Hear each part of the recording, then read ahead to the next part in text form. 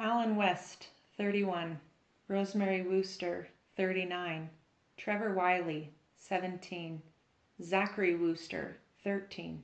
And Zachary's best friend, Colby Stedman, also 13, died on April 13th, 2013, according to Orofino, Idaho Police Department. An electrical cord that was overloaded and connected to an electric grill started a fire on the porch of the home that they were all staying in. Upon investigation, it appeared that none of these individuals had attempted to escape this deadly blaze.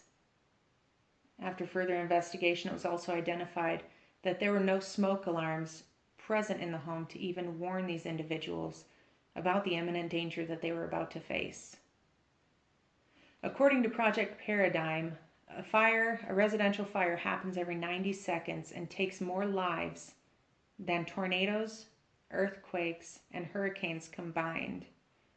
According to the NFPA, in reported fire deaths, 59% of homes do not have smoke detectors in the home or working smoke detectors in the home. According to the U.S. Fire Administration, homes with reported deaths caused from fires, homes without smoke alarms or smoke detectors reported more than double the death rate than homes with smoke detectors.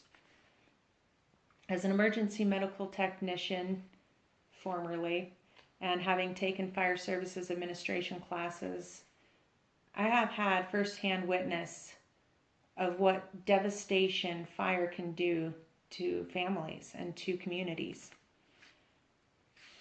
For this speech, I've conducted extensive research and interviews with professionals in the field.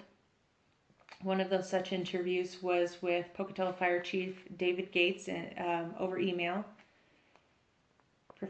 Chief Gates indicated that there's a false sense of security that comes with having insurance for home fires.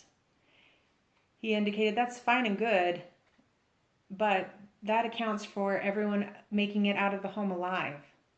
That's assuming that you're going to make it out alive. And he said another thing that sense of security doesn't address is how that home fire will affect everything around that family, the neighborhood, their employer, the schools that the kids possibly attend, people that interact with those individuals on a daily basis.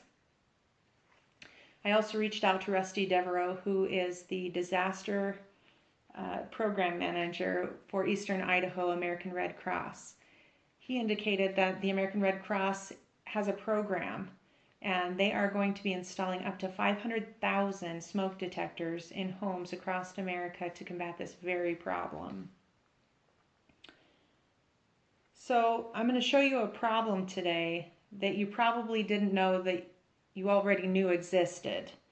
First, I'm going to demonstrate how a lack of education is important in identifying how we can further the knowledge of this program and the knowledge of fire safety and fire preparedness. Secondly, I'm going to show you how you can help me and help others in your community. First, though, let's start off with the problem. The problem is that there are residents who don't understand the importance of the life or death situation that not having an active fire plan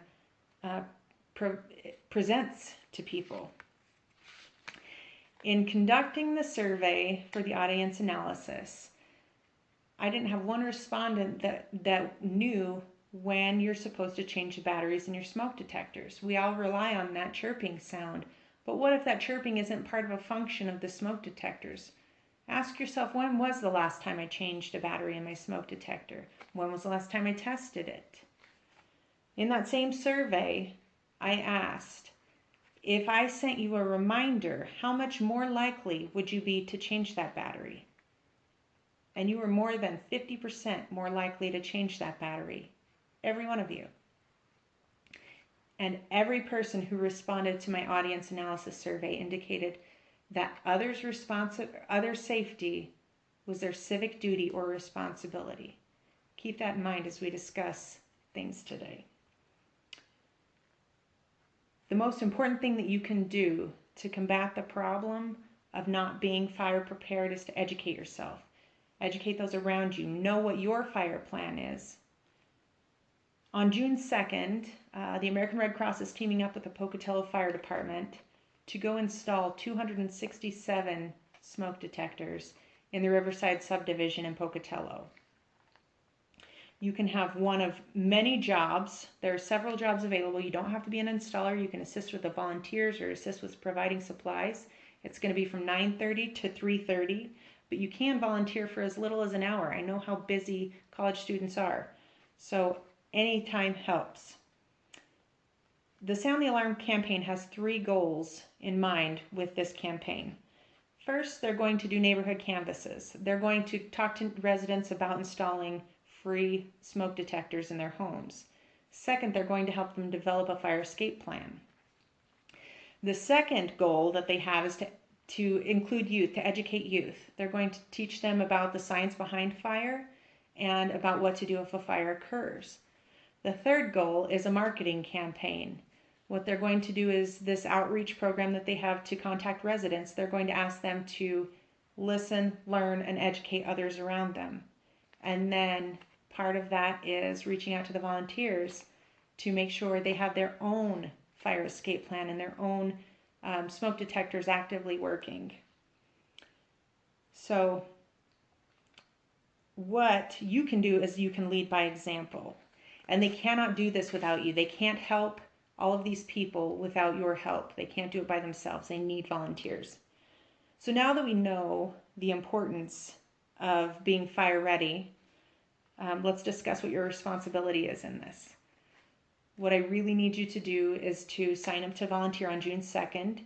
And to do that, you need to email Kim Staus, who's the Community Outreach Specialist and the Education Coordinator for the Pocatello Fire Department. And that email is kstouse@pocatello.us. If you don't feel comfortable reaching out to Kim, you can email me, bastan2@isu.edu. My name is Tana. I'm happy to put you on my team. You can come out and volunteer with me.